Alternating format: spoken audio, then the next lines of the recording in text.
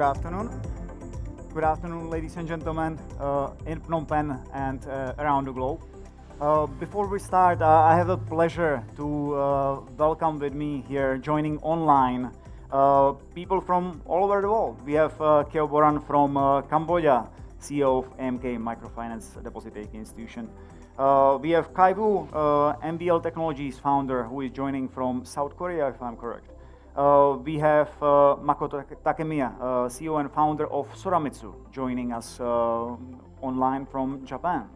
And we have Mr. Anchin Basal joining us from, he will clarify that himself, Head of Development for MKRIL and Vice President of MKRIL. We unfortunately, due to technical difficulties and strengthened heightened COVID restrictions, don't have National Bank of Cambodia joining us today.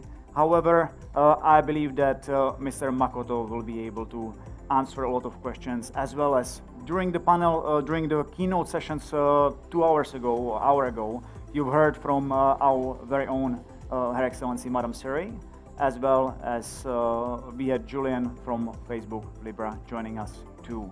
So before we proceed, I would want to welcome our fellow panelists and give us brief 1 to 3 minutes introduction prior we move into the topic introduction. Yes, good afternoon, Thomas.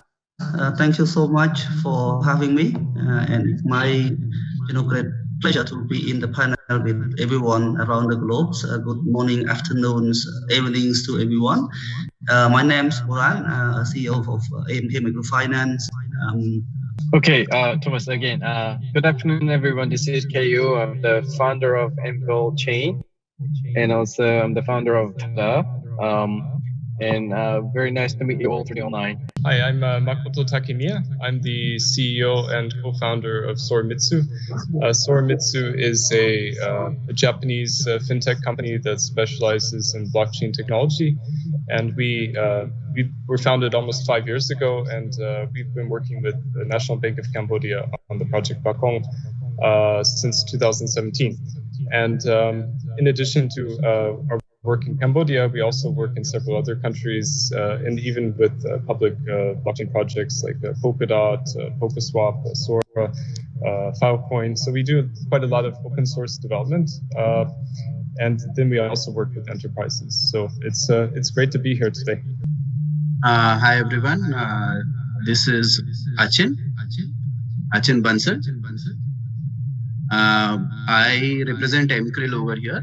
We do an extensive amount of work in Cambodia on areas of digital finance, financial inclusion, and we have been deeply engaged with the development of the Borann piece, as well as on some of the aspects related work with the central bank, NBC. So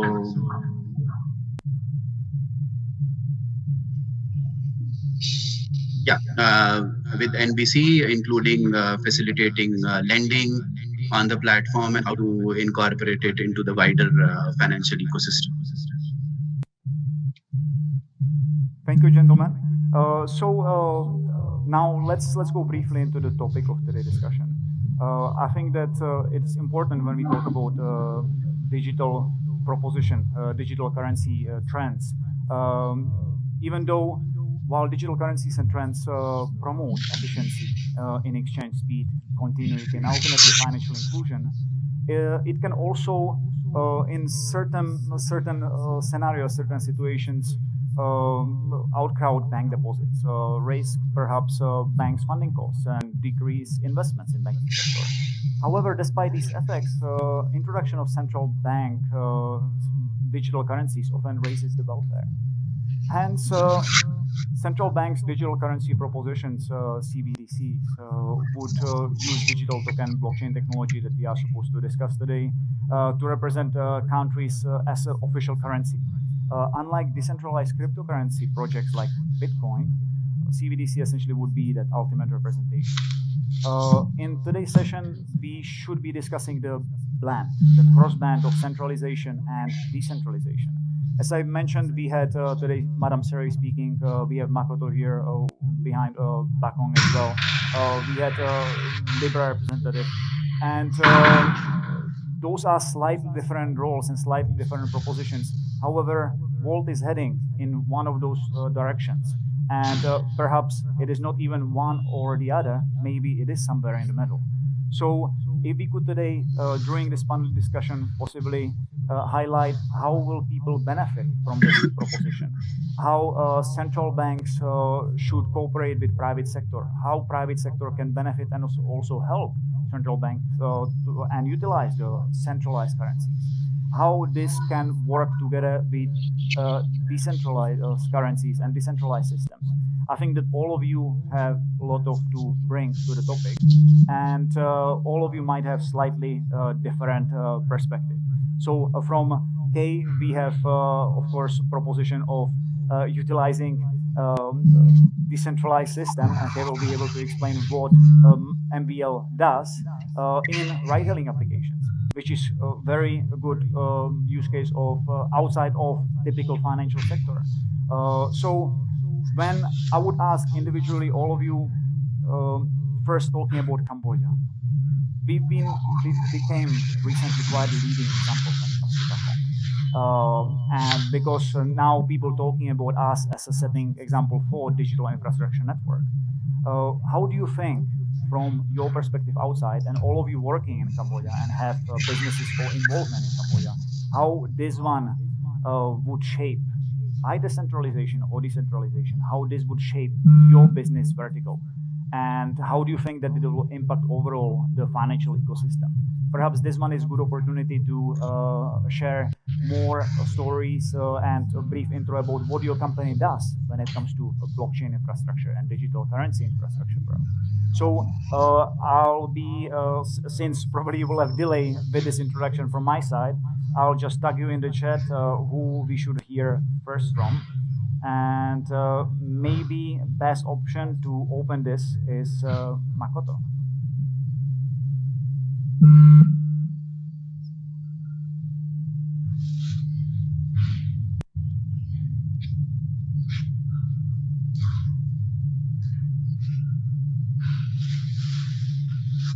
Hi.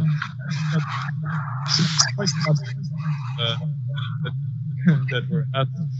I think our company is uniquely positioned because we work both with the central bank, and then we also work with open source public blockchain projects. And so we kind of see both the enterprise side and regulatory side, and also kind of the anarchy side. And both I think are useful inside their own context.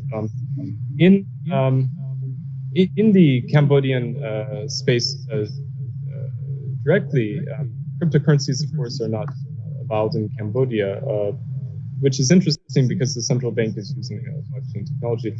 But I would say that the digital payments backbone infrastructure that the central bank has been creating with Bakong maybe allows you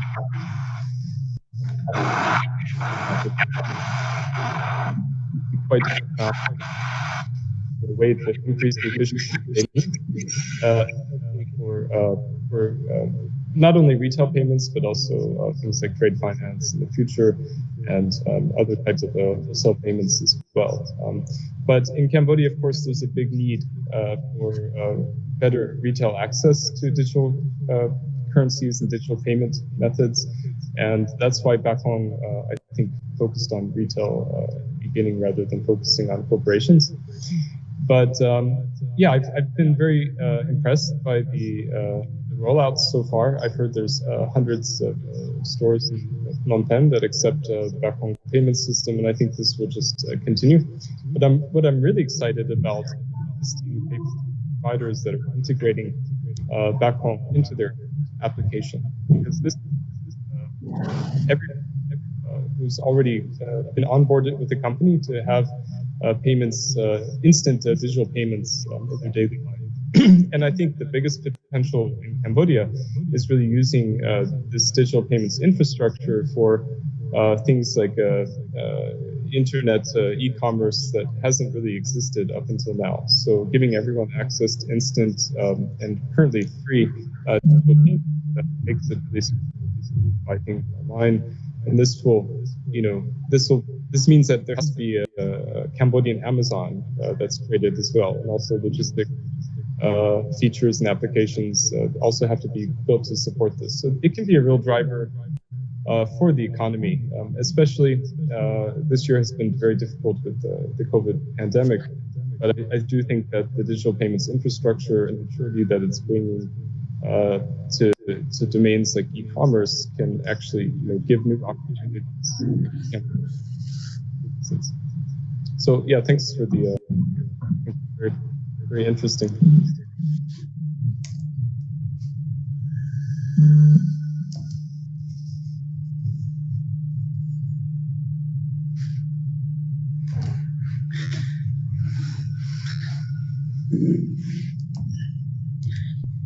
Yeah, I also believe the Pakong had been I think a very successful launch. I think when it starts, probably one of the largest central banks operabilities network that had been launched.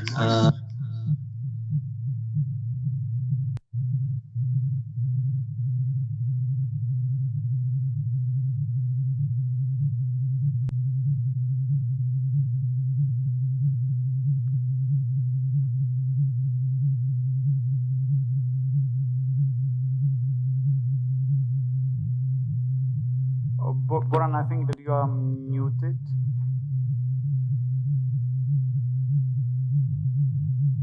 Very early stage, after go live for less than a year. Borann, I think that you are muted.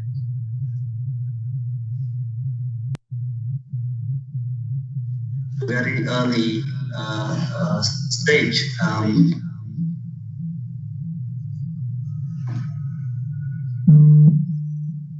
That's a beauty of teleconferencing, I would say. So I believe the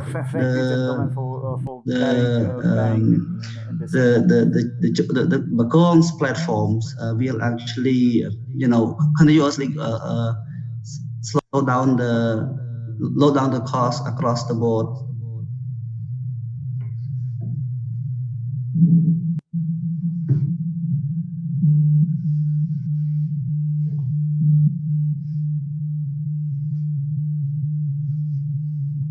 Okay, yeah.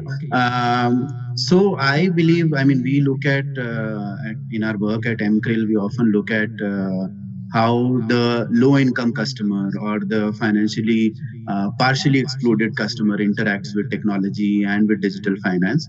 So we take a much more wider view.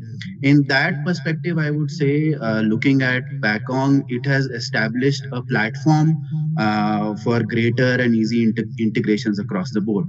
As Borann was also mentioning, and as we have seen globally from other FinTech use cases or other examples, platform-based businesses or platform-based models are the way to proceed ahead. So Bakong really, using the blockchain technology positions Cambodia at the forefront of innovating and doing more on this platform level technology. However, if I look at it from a wider financial perspective or an ecosystem perspective for the financial services, I think we are just starting off. It lays the foundation for easy integration for financial institutions, for access through mobile phones and more democratic access to users. But in terms of provision of services, I think we are just starting off. We are just at the tip of the iceberg. It provides a very robust, interoperable, low-cost, easily accessible platform. And I think the key here and the central message here is how does it grow? How does it benefit more and more? I've seen numbers come in recently. Heard from NBC as well how the platform is operating. I think key to make it a real success, for customers and users, is to build more on top of it, build products, build integrations, build linkages. I think there is where we are at in terms of, if I look at it from the Cambodian perspective and take lessons from abroad, Cambodia has really taken the leap of having a blockchain based system and trying to establish a platform on that. Now I see what more is needed is increasing access, increasing integrations with the financial institutions across the board, and also driving more diverse kind of payments on the platform, which will actually test the real use cases and make it worthwhile over existing payment systems that are there. Speakers before me have also pointed out that access to retail payments has been a challenge. Bakong provides the springboard to go down that road, and we are just, I feel, at the start of it. We have to wait for it to pan out, and for the central bank and all of us here, as well as other participants in the ecosystem, to make more and more effective use of it.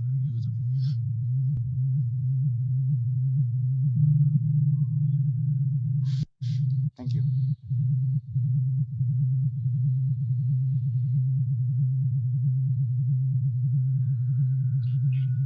Okay. So as a non-financial company, actually, we are focusing more on utilizing an existing payment method. So we're accepting fiat currency payments such as cash and a credit card payment for our service, TADA, in Cambodia, in Singapore, and Vietnam. But in Singapore, what we are trying to do is actually giving more incentive and points for the drivers and the contributors, and then they can get the that reward, and then they can eventually exchange that reward point to token as a reward. And then in the later stage, after we get the license from government authority in Singapore, we're planning to apply the accepting the payment of those cryptocurrencies such as Bitcoin and the Ethereum or other medium of cryptocurrencies, and that also including the central government cryptocurrency as well. So I would say in Cambodia, with the more clear guideline that we could acquire from Central Bank of Cambodia, we're planning to accept those central centrally manage that cryptocurrency and as a medium of payment, so that that can help for the drivers and also the users to be on the digital payment era without having or carrying those like cashes on their pocket. Mainly those drivers in Cambodia, they are all like cash heavy. The percentage, let's say credit card payment is only less than 5 to 10%, and then almost all like 90% of people are paying with the cash. But if we can introduce the right term or right method of utilizing this crypto or central bank currency with a blockchain, then that would be a new era, and we are waiting for the guideline from the government side. Thank you, gentlemen. So what I'm hearing from you essentially is that we both relying when it comes to digital currency and central currency proposition on infrastructure and access to such infrastructure. However, also that central currencies and digital currencies provide access. By having common infrastructure, everybody will be able to access digital payments, enter into those. Kai mentioned a relatively good point that we need more guidelines, if I understood it correctly, towards the central currencies and digital infrastructure, and how to guide that essentially lower income population. I think that's something that we will be later on discussing with Achin as well. How to use these digital currency solutions. When we look at central currencies and ecosystem, China is for sure now also stepping into it. We understand Cambodia and Cambodian proposition plus minus, and we can elaborate a little bit more. But from your perspective, because you see this evolve also internationally, not just in Cambodia, how what would you say as the best examples? How is it, for example, in Thailand? How is really the Chinese example revolving there? What do we have in Japan?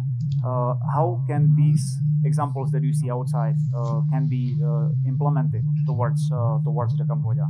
And perhaps we can start with Achin in this sense.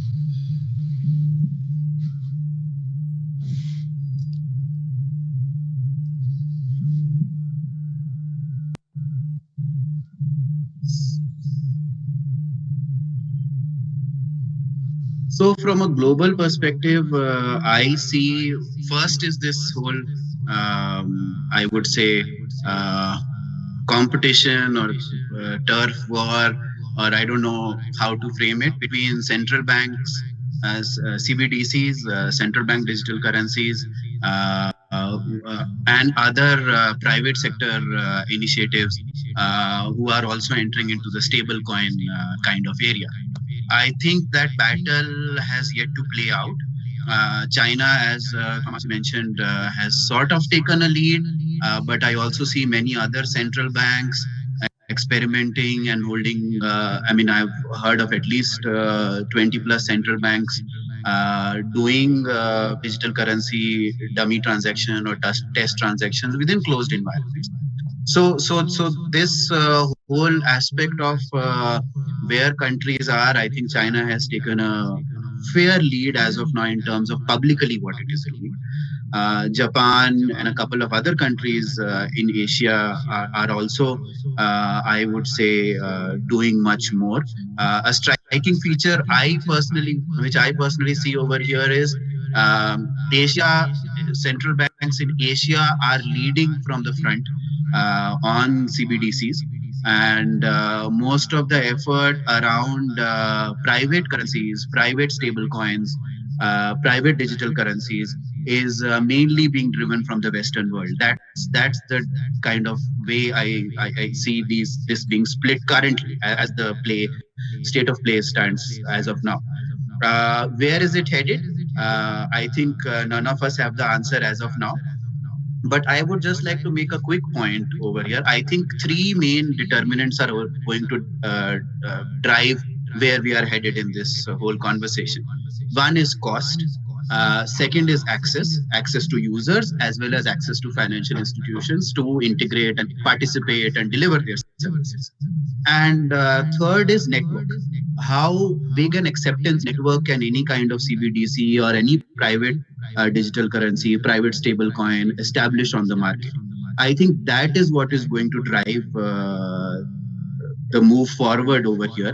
As we all know, all fintechs are currently as well, and through the past couple of decades, we have been engaging in this battle to cash. So digital currencies are a way forward, but ultimately we have to look at how cost, access, and network are able to beat back cash. That's where the competition lies. I think that's where we are at. As I said, the state of play, Asia is more a central bank driven model. That's what I see personally. I'm not saying private digital currencies are not innovating at all, but that's how I see the state of play currently. And again, cost, access, and network. Those are, I think, going to drive whether digital currencies are going to make a meaningful difference in beating back cash and coming into increasing usage across a wider spectrum of the population. Thank you. Yeah, so I really agree with Achin and his summary, and I think that in the West, it's very interesting to see many corporations focusing on things like stable coins, and even in countries like Bermuda, there's very good regulatory program for bringing central coins or stable coins from centralized financial institutions. And in the public blockchain space, there's lots of interesting work in this space, like Makoto, which is a decentralized stablecoin that's based on just completely decentralized on-chain dynamics. Our company is also contributing to a project called Sora, which I think in Khmer means alcohol, but it's in Japanese it means sky. And Sora is actually being using a type of smart contract called a token bonding curve that takes reserves of other currencies or cryptocurrencies in its to provide some stability of value. So things like that are very interesting for decentralized payment rails. In Cambodia, of course, there's not a very robust regulatory regime yet for cryptocurrencies and stablecoins, and I do think in the future that should be considered. So, for example, in Thailand and in Japan, regulators take a whitelisting approach where corporations or some groups have to go to the regulator and explain what a new type of coin or cryptocurrency is and why it's safe and why it's not a scam and different things like that. And there's a whole regulatory oversight regime based on that. So I would encourage regulators in Cambodia to also try to copy the work being done in Japan and Thailand, because I do think it's a very robust and it's a good way to protect consumers as well, because it provides the public with a clear list of non-scam projects, which is always nice. Besides the cryptocurrency space, I think the work being done by the People's Bank of China on the DCP CBC project is very interesting, and it's very similar to Bakong in the architecture. That's a two-tier architecture, and there's no disintermediation of commercial banks. And I think that's the correct way to do things. I think in Europe, there's been quite a lot of talk about providing direct access to central bank for the citizens. So things like the Borann project, which is just a test, but it's some of the iterations of that have talked about what it would be like to actually open up the central bank's ledger directly to retail customers, and would that disintermediate commercial banks? And I do think that in Europe they're doing more research and experimental and less of an engineering approach, whereas in Asia, central banks and monetary authorities are working very hard on actually solving real problems that exist already. And so we see that, of course, in Cambodia with the Bakong project, and then and I know many other central banks in the region have been experimenting. MAS is doing quite robust job with the project Ubin. For example, in Thailand, of course, has been studying it. Even I think they did a cross-border transaction recently with the Hong Kong Monetary Authority. So there's quite a lot of interesting work and experiments going on. At the end of the day, whether these centralized central bank digital currency projects, or if it's going to be something more decentralized, like nonprofit like Libra, or it could be even like a decentralized cryptocurrency, that it doesn't really matter, I think, as long as consumers have access to efficient and cheap payments. I think payments themselves is becoming so easy and fast that the price is going to trend to zero just for simple payments. It's just the reality of the technology. And I think that's fine. I think that's good for society and for consumers. And I think what's really important is, how do people respond to that? What's the value add that people create on top of just payments? So things like credit, things like chargebacks, things like I don't know, like cashback point system. These are going to be very. I think the deciding factor whether things like decentralized currencies or stable coins win, or if it's going to be some kind of central bank digital currency, or even like a hybrid between the two. But it's going to be really fascinating to see how it works, and also how central banks respond to things like stable coins and the effect on monetary policy. So I'm very excited about the potential moving forward. Oh, Makoto, thank you. Let me follow up a little bit on this question. You mentioned a few terms during your good intro into this mediation, and it's one key word that I particularly, mediation and monitoring, that I would want to pause here on, and especially you being involved in both sides of it, centralization and decentralization. How much we should actually monitor digital currencies? You have Bitcoin, which is fully anonymous, right? But is it really answer for the industry, or is the answer somewhere in the middle, or how much we should actually not mediate, or full centralization and full mediation? What's better and why? Just a quick intro and opinion.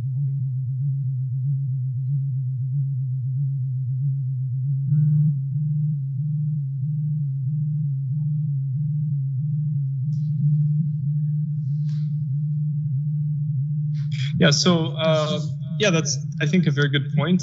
Actually, so regulators around the world are very scared of digital currencies because maybe they don't understand them very well. They think that it's just an anonymous form of money transfer, but that's not really the case. Cryptocurrencies or anything on blockchain is very traceable, and you would be crazy to do any kind of large criminal activity on top of it, because it could be analyzed even 10 years, 20 years from now. It's important in the design of these digital payment systems to have a segregation between different types of data. So, for example, in Bakong, the central bank doesn't hold the identity of people who transfer. That's held by the commercial banks, because everyone, of course, is a customer of the commercial bank, not the central bank. And I think that's a very important segregation to have, because otherwise, you don't want all the data to be in one place. That's a systemic risk. It's also it's too appealing of a way to kind of control people. Cryptography has also gotten a lot better in recent years, and I do think there'll be new ways to hide certain types of transactions. In fact, ECB report talked about maybe even providing encryption for low-value transactions, under a few euros. Who cares about the identity of the user, right? But these types of things have to be really designed well to prevent financial crime. But at the same time, you don't want to live in a surveillance state where any single corporation or bank or monetary authority can do everything, because maybe you shouldn't have that kind of situation. Yeah. Thank you, Makoto. Appreciate it. It's really interesting to look into these fears of regulators and and their point of monitoring, which is understandable, but then also private sector answer towards it. Achin, Makoto mentioned one point about credit, centralization, digital currencies, and credit. You being directly our expert here on credit when it comes to also crypto and digital infrastructure, can you walk us through it? How this would play in sense of digital currencies?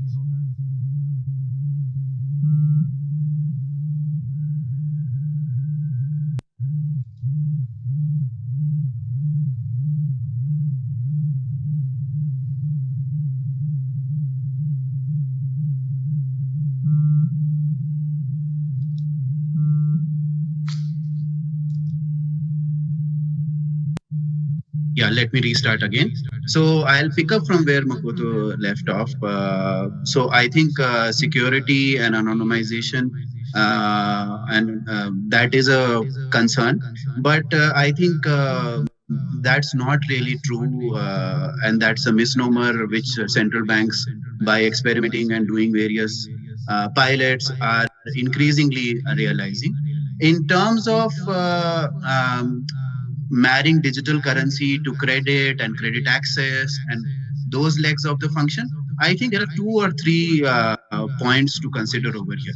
One is CBDCs and the whole blockchain technology, the whole driver behind it provides us a tangible mechanism to increase access by proving identity. If you look at global FinTechs or recent World Bank report as well, 20% of the people still are not able to access financial services because they don't have proper identity. So the whole blockchain piece, provides the decentralized nature of it, the power to authenticate and reduce mediation. I mean, less mediation or disintermediated system increases access by increasing people to access with who have minimal identity or no identity proofs. That is one area. The second is in terms of credits, and that gets you onto the payment system to access the payment system, be it Bakong or be it whatever, in another scenario. That is point one. The second would be once, as I was mentioning, I think in my first answer, this is a platform-based approach. So you have people transacting on it, you have payments happening on it, and then you can build credit on top of it with assured contracts, with contracts backed with securitization, intermediation and a disintermediated system ensuring that the contract is legitimate, and a whole electronic system of processing and also claiming back the repayments. So credits, again, that's what I was driving at the start. The platform, Bakong, or any other of the CBDCs or private stable coins or private digital currencies that are being looked at provides you a platform. Provides you a platform for financial institutions and users to come and access it. Once a user is authenticated and accesses it, then you can build on top of this. The platform and the technology is very fast, is foolproof. You have disintermediation, so contracts are easily settled, products are easily closed and developed. So once that ecosystem is set up, you can build credit on top of it. The real value add that it provides over here is it increases access.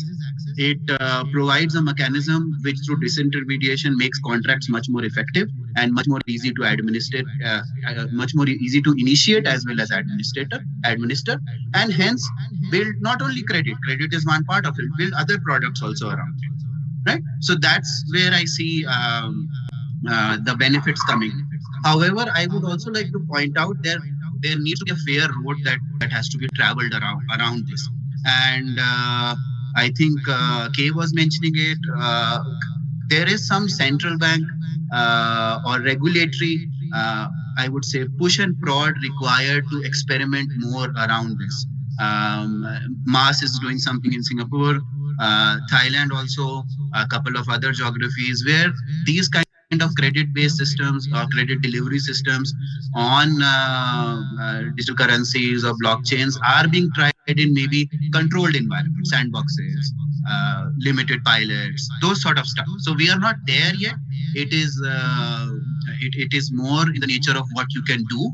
And I think that's what I was hinting at earlier, and Makoto also mentioned.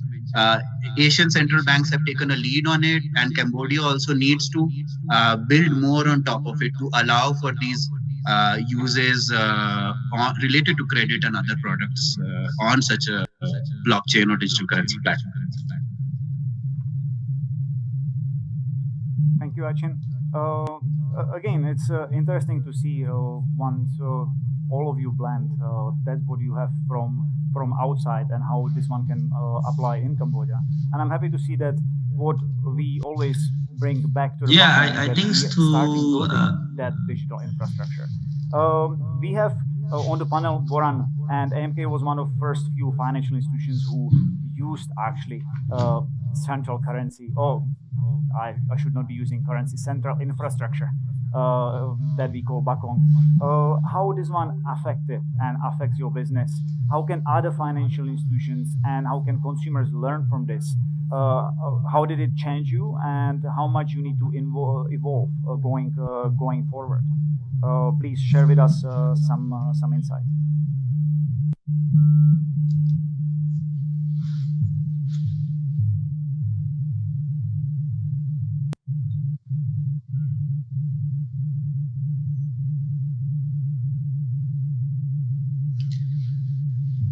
Yeah, it is to recognize the importance of Bakong in terms of the providing access to our customer base, which can transact across the sectors. I think in Cambodia the system are quite fragmented for many years. That the customer is always can transact within their own banks. They cannot actually do any cross bank, even though they can have a cross bank transaction. It is very limited, very slow, and it also become very expensive as well. So when Bakong come out, I think Bakong is providing these real-time settlements, transaction across institution, which allow our customer to be able to transact and transfer the money from their own accounts to the bank wallets or to the bank accounts at a very low cost or even free in transaction below $50, which means for low income people who need to actually transfer any money to settle their small bills or any payments in other banks, they can do that at at a very low cost or even free.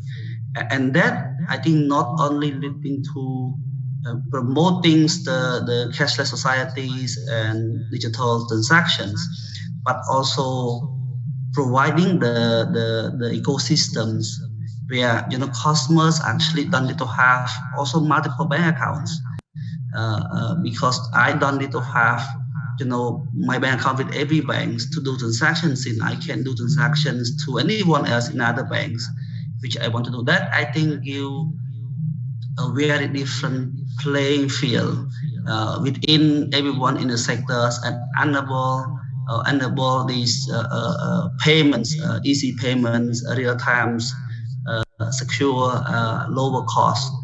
And I think that is a start. I believe with I think our panelists mentioned as well. I would want to see more on a payment side, because to promote cashless society, which I believe this is also one of the objectives of the central bank, is to basically how can I use my money in my wallet, paying my purchase at the store, at the market, paying my school, my kids' school fee, paying an other fee, and that's why I think is important that Cambodia adopting the national standard KAQ, which will allow these interoperabilities in terms of payments, at the shops, and that, to me, I would hope to see the Bakong member, the Bakong platforms can enable that kind of payments to allow even better interoperability between all the members in Bakong, and that would increasing the financial inclusions, allowing people to do it at very low cost, but also increasing the behavior or changing the behavior of generally people using cash toward digitals. And I think changing behavior is one of probably the most important, transforming from a cash economy like Cambodia toward digital payments. Thank you. Thank you, Borann. So again, what I hear from you, I think it's very, very interesting, especially towards the endpoint, because you didn't focus only on technology, but you also pointed towards changing general behavior of consumer and how your institutions and the digital infrastructure and centralization will help to it. I would like to ask, since you are representing the financial institutions, and we have on the panel Kai, which is essentially our customer. I'm from FinTech, you are from Microfinance institution. Okay, your business, how it would benefit from centralization or decentralization? If you can pinpoint the ideal scenario for you, for specifically Cambodia, what would that business look like? 2, 3, 4, 5 years from now, whenever the infrastructure is ready, how would you best capitalize on it? And perhaps don't have to give us your business plan, but perhaps this one would give us nice cue for other private sector how to actually benefit this centralization or decentralization, and how to take best of it instead of fear it.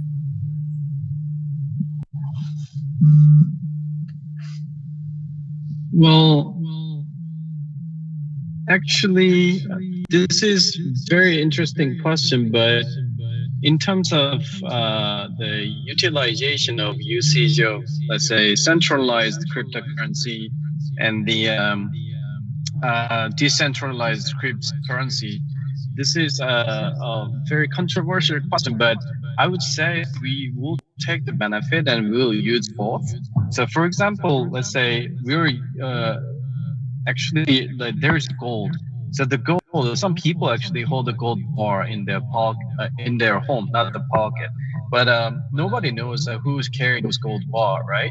So whenever they need it, they actually need to bring the gold bar to the centralized, let's say, bank or whatever the medium that they need to use to utilize it as a cash.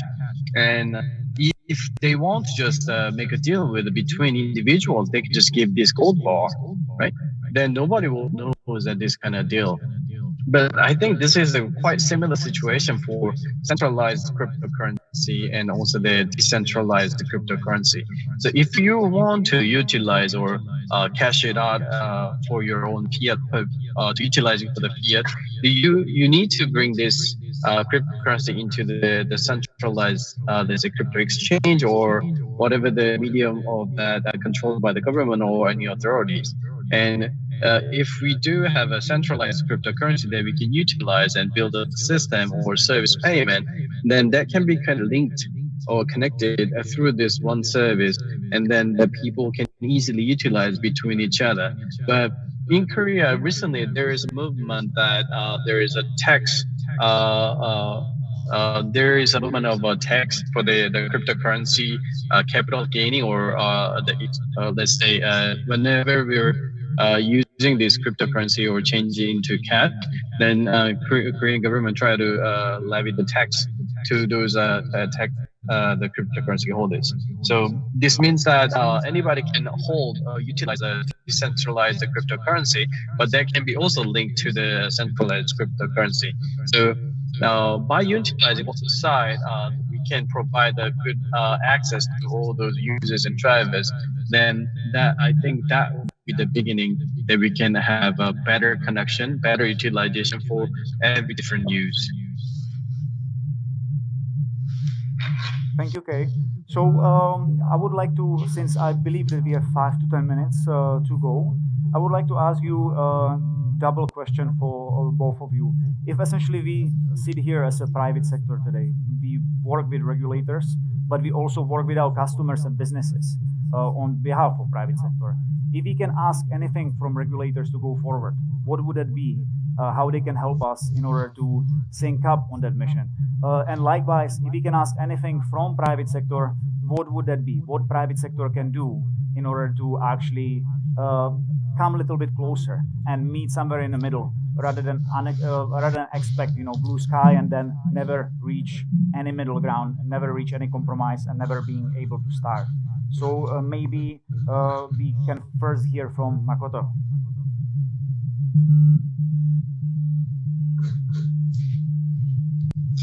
Well, yeah, I think Cambodia has actually come quite far as a regulator for, creating the Bakong system as 2 tiers, so that people have a greater financial inclusion by being able to join the system, even with just a SMS message, which is, I think, really great and really revolutionary around the world.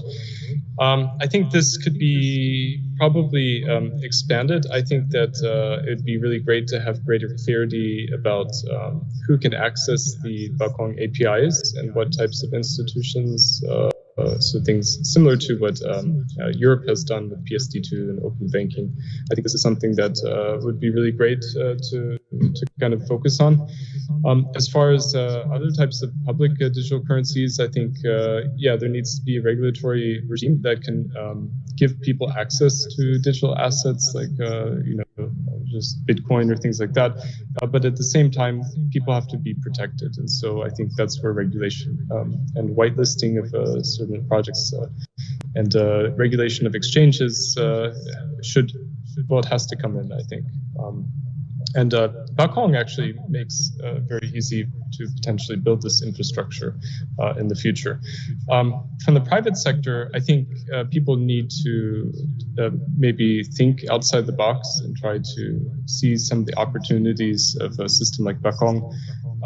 There's quite a lot of potential new applications that haven't ever existed before that can now be created. So it would be really great to see people build on this infrastructure and then create new ideas that can really benefit Cambodia, and then maybe expand so the good ideas can also expand around the world as well. So these are some things that I think should be focused on. Thank you, Makoto. Let's hear from Achin. Yeah, from the regulator's perspective, I think I would cycle back a little bit and look at what has happened over the last 15 years. 15 years ago, we started with mobile money. A few regulators were much more experimental and gave various, I would say, regulatory relaxations for mobile money to grow and flourish. And we have seen the result. There are more than 300 mobile money installations across the world, whereas central banks have managed to, put in a regulatory structure and a mechanism by which they are functioning. So I think from the central bank, we need experimentation along with clear guidelines of what areas are open. I mean, guidelines, structures of what can be done. Some areas may be required to be parked under closer monitoring. So a sandbox-based approach may be ideal. So I think Makoto will also like PSD2 in the UK. It really lays out very, very clearly what contours the private sector has to operate within. That kind of regulatory clarity and that kind of regulatory structure, I think, would be really beneficial. The mobile money story has told us that a good product finds its way, whatever may happen. A good technology, a good product finds its way. I think we are on the same curve over here. The central banks and regulators who will be open to such changes, at the same time clearly spelling out go or no go areas in terms of policies, guidelines, structures, etc. I think that is what is going to make it more successful, be it Cambodia or be it any other country. For Cambodia, Bakong, as I said, is a platform which is very robust, which we have seen can work. And now is the time to, Borann is on the call. It has to make eminent sense for him as a microfinance provider. He's catering to the lower income segment of the population. It needs to make sense in terms of access, cost, and the services that are being provided on such a system for his customer base. Then that would work. And the regulator's job, I think, over here is to provide the conducive environment and the regulatory structure for that to work in a very crystal clear manner. I think that is my take on what the regulator needs to do. From the private sector, I have just, my experience of working in Cambodia and otherwise, I think I have just one advice: participate. It's it's a platform. Bakong, if you look at it, or the whole digital currency space, if you look at it, it is booming. It is growing. There is a scope of lot of innovation. Again, the whole wave of digitization. Then I took the example of mobile-based transactions. Those who have participated, even look at COVID-19 currently. Those who were early on the curve of digital finance had a well planned out digital strategy stood to gain. Otherwise, when COVID-19 hit and you were far behind on the digital curve, your customers were suffering because you were not ready for that transition to digital. So I think same applies here for the private sector. There is no hanging back. There is no waiting for the right time. Cambodia more so, the central bank has offered, Bakong and other central bank pronouncements offers a window to go ahead on that. And I think the private sector needs to get engaged, involved, and participate in whatever manner we can. Institutions are of various sizes, types, structure, etc. But I think the way is to participate, join, and try to innovate as far as possible. Thank you, Achin. What do you think, Borann?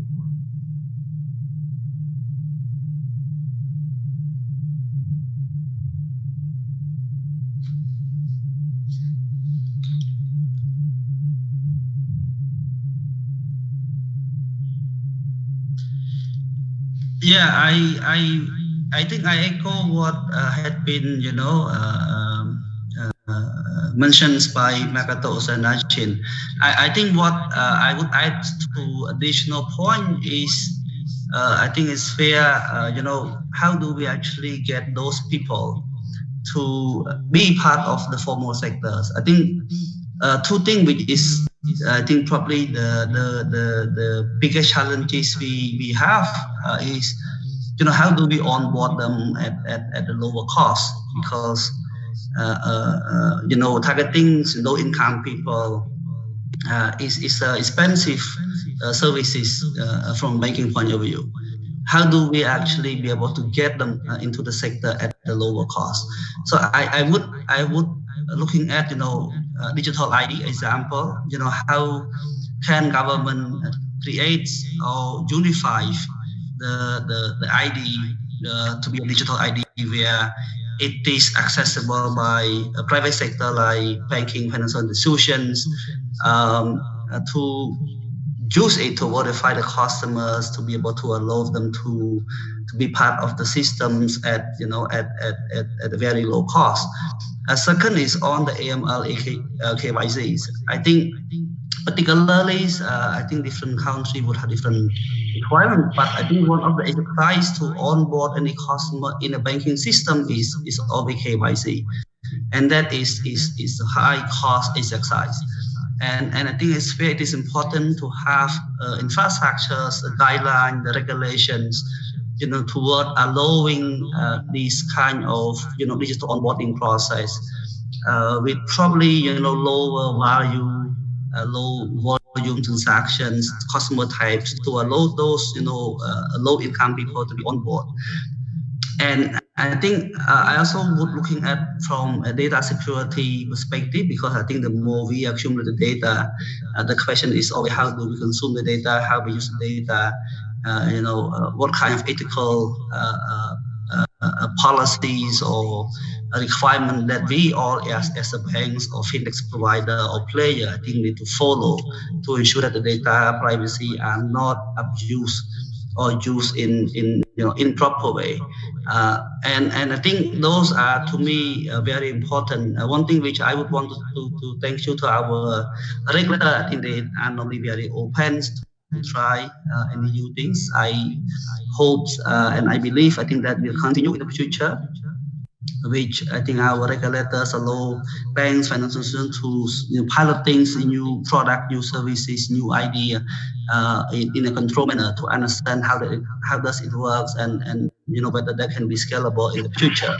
And I also from a private sector perspective, I think when we have all the technologies and process and hopefully that will work. I think it requires, everyone in the ecosystems to work together. I think the willingness, the openness to work together, I think is important.